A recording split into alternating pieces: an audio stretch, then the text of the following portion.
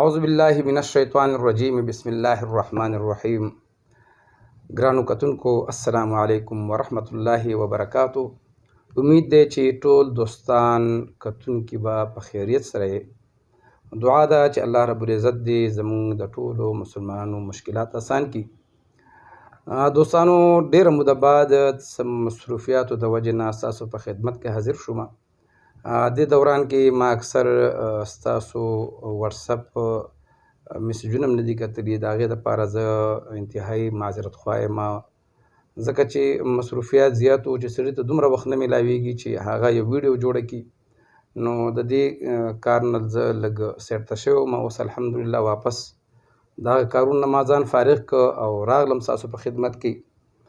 دوستانو نن چې کوم عمل ما ستاسو خدمت ته راوړی دی، دا د مال او د دولت په د رزق کې برکت د هغې دپاره دی، او دا بلکل ازموده دی او انتهایي اسان دی.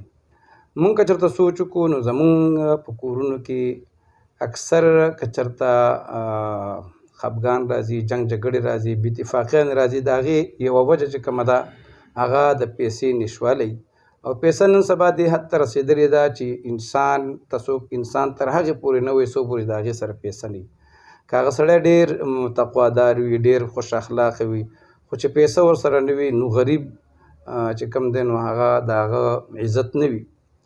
نو دوستانو د دې نه علاوه مونږ چې وګورو د دنیا یو کم لکه 99% 99% چې کوم ضروریات د زندګۍ دي هغه په پیسه باندې کېږي. کور او مال او دولت چې کوم دی، جایداد، موبایل. نو داسې دوستان چې هغه د مال دولت دپاره پریشان وي، یا هغه کار روزګار کوي او د هغوی په هغې کار روزګار کې ګزاره نه کېږي یا یې تنخواه کې ګزاره نه کېږي، نو د هغوی دپاره ما ډېر بهترین او آسان عمل راوړی دی. لونګ خو ټول پښتانه پیژني، دا د ګرمو مسالو کې ما اچول کېږي، خلک یې د خوشبو دپاره استعمالوي. دا عمل په لونګو باندې دی او دا ډېر آسان عمل دی او ډېر بهترین عمل دی. خو په دې کې شرط دا دی چې څوک هم دا عمل کوي نو په کور کې به هېڅ چاته نه وایي. عمل دا طریقه ده چې یو دانه لونګ به راواخلي او په هغې باندې به